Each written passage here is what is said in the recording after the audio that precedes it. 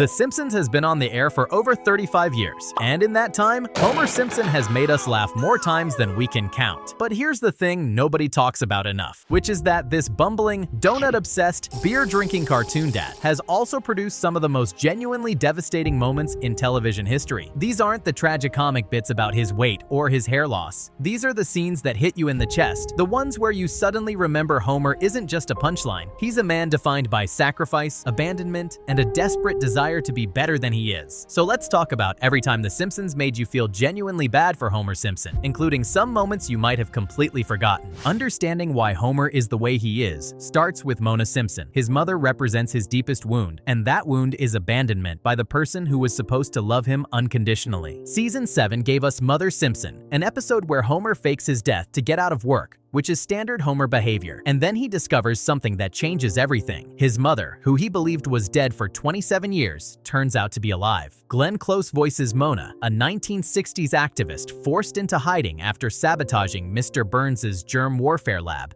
And they get this brief, beautiful reunion where Homer finally has his mom back. The FBI shows up, and she has to run again. What the episode does next is remarkable. It ends with Homer sitting silently on the hood of his car, staring up at the night sky, and there are no jokes, no dialogue, just the quiet of abandonment settling back in. The production team made a decision that was virtually unprecedented when they asked Fox not to run commercials over the closing credits during the original broadcast. Executive producer Bill Oakley admits he always gets teary-eyed watching that ending, and director David Silverman explained that the scene was so touching that no other lines were needed. Fans online consistently compare it to Futurama's Jurassic Park as one of the saddest animated TV endings ever made. One detail absolutely destroys me, and it happens when Marge tries to downplay Homer's pain. His response is to correct her by saying it wasn't 25 years, it was 27 years. He counts it precisely because that's how much it hurts. The Mona storyline doesn't end there. Season 19 brought us Mona Leavesa, which aired on Mother's Day of all days, and Mona comes back again promising her activist days are over. Decades of abandonment don't just disappear, and Homer is still hurt, so he refuses to forgive her. You keep disappearing and reappearing, and it's not funny. You're just like that show Scrubs. That night, guilt eats at him, and he makes her an apology card.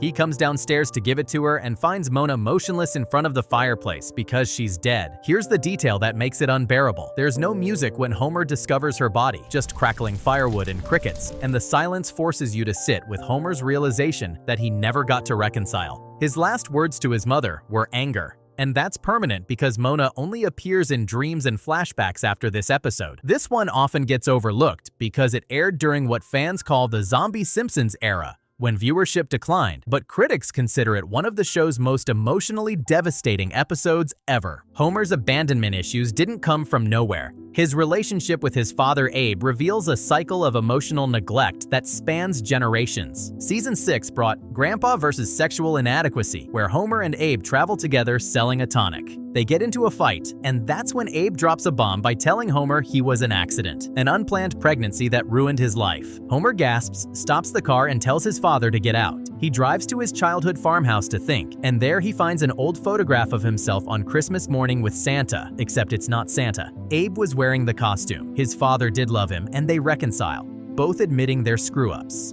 A flashback in this episode shows young Homer imitating JFK saying, I am President Kennedy. This is the greatest country in the world. We've got a whole system set up to keep people like you from ever becoming president.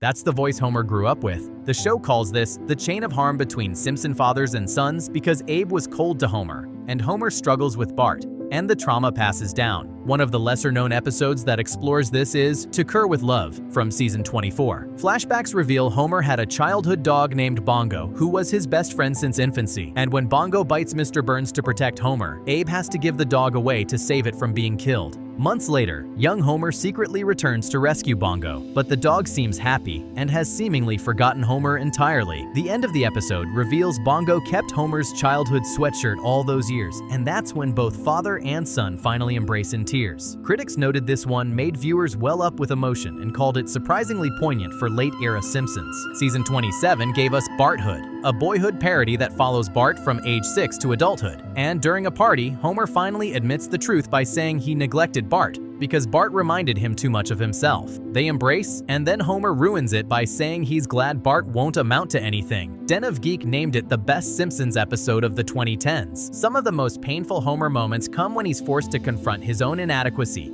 the distance between the father he wants to be and the father he actually is. Season 2 gave us Lisa's Substitute, which is a masterclass in this kind of storytelling. Dustin Hoffman, credited as Sam Eddick, voices Mr. Bergstrom, a substitute teacher who becomes everything Lisa wishes her father was: someone intellectual, attentive, and emotionally intelligent. Mr. Bergstrom leaves, and Lisa chases him to the train station in tears, telling him he's the best teacher she'll ever have. He hands her a note that just says, "You are Lisa Simpson." That night, Lisa lashes out at Homer and calls him a baboon, which is where the episode turns. Marge tells Homer there's a little girl upstairs who needs him, and Homer admits he's never lost anyone special, that he doesn't know what to say. He goes up and does the only thing he knows how to do by making monkey noises until Lisa laughs. He comforts Bart next, who just lost the class president election, and then he puts Maggie's pacifier back in her mouth. He comes back downstairs and tells Marge not to say anything, that they should just go to bed because he's on the biggest role of his life. One fan put it perfectly by saying the ending of Lisa's Substitute has become more personally distressing as they get older, that the train station scene hits hard. The monkey impression isn't stupidity, because it's the only language Homer has.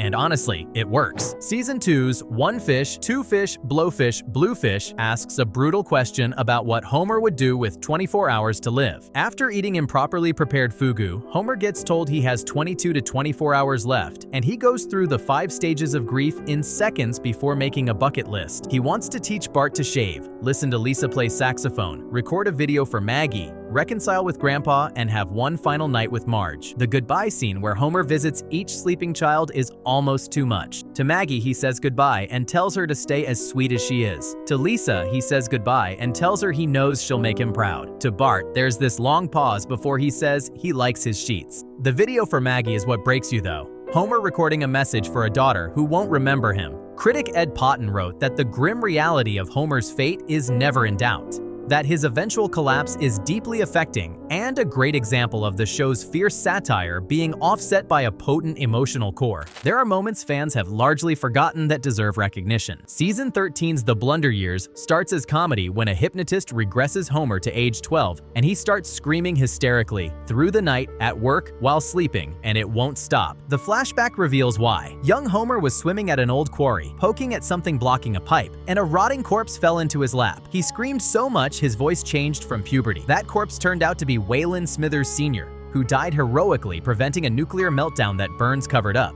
And Homer's voice, the voice we've heard for 35 years, is literally a trauma response. Season 19's Eternal Moonshine of the Simpson Mind is another overlooked gem where Homer wakes up with his memory erased, believing he may have done something terrible to destroy his marriage. At one point, he's convinced he pushed Marge off a bridge, and the episode won an Emmy, but rarely gets cited because it aired during the show's ratings decline. Critics call it shockingly sad and one of Homer's saddest stories ever. Season 27 brought Halloween of Horror, which is not a Treehouse of Horror episode, but a canon story. And when home invaders threaten Homer and Lisa, he admits something to her while they're hiding in the attic.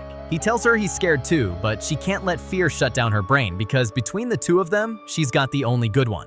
Critics called it the most affecting the show had been in several seasons, and it won the Annie Award for Best General Audience Animated Television Broadcast Production. Season 12's Homer might be one of the cruelest things the show ever did to Homer. He discovers a crayon has been lodged in his brain since childhood, suppressing his intelligence, and after it's removed, his IQ jumps to 105, which means he can suddenly connect with Lisa on an intellectual level. They go to the library together, share books, and have meaningful conversations. And it's the deep connection Lisa has always wanted from her father. Homer's intelligence alienates him from his friends, though, because his world doesn't have room for a smart Homer Simpson, so he makes a choice. He has Moe reinsert the crayon and chooses ignorance. And in doing so, he loses that special bond with Lisa forever. Homer literally chooses to be dumb, not because he's lazy, but because his entire social world can't handle him being smart. It's one of the show's most devastating commentaries on anti-intellectualism and belonging. We have to talk about it. Season 6's And Maggie Makes 3. Lisa notices there are no baby pictures of Maggie anywhere in the house,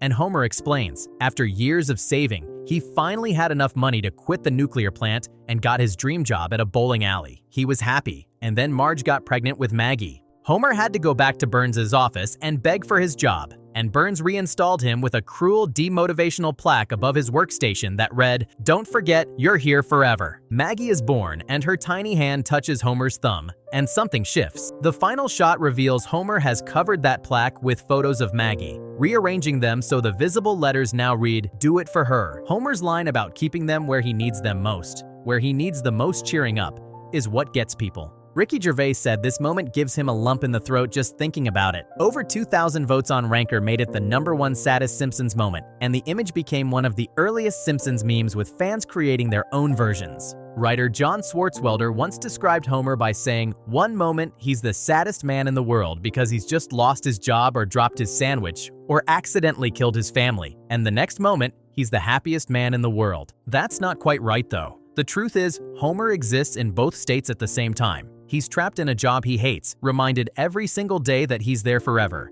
And he's also looking at pictures of his daughter, finding a reason to keep going. That's not comedy, that's life. Showrunner Al Jean once said, Homer is not a violent or a mean man, that he's very emotional and goes up and down a lot, but he loves Marge. And he's not the most attentive husband or the most reliable guy, but he is a very good soul. The Simpsons was groundbreaking in a lot of ways, but here's something that doesn't get discussed enough. It showed that older men could be emotionally vulnerable, that Homer cries, Homer gets scared, Homer admits when he's inadequate, and in the late 80s and early 90s, that was genuinely rare on television. The creative team developed specific techniques for these moments. They'd use silence as a tool because the most iconic scenes have minimal dialogue, and they'd ask the network to skip commercials over credits for truly emotional episodes. They'd always start with the emotional core first, letting the comedy serve the heart rather than the other way around. Current showrunner Matt Selman put it simply when explaining their Emmy strategy by saying, "You can do a Simpsons episode that makes people feel human emotions."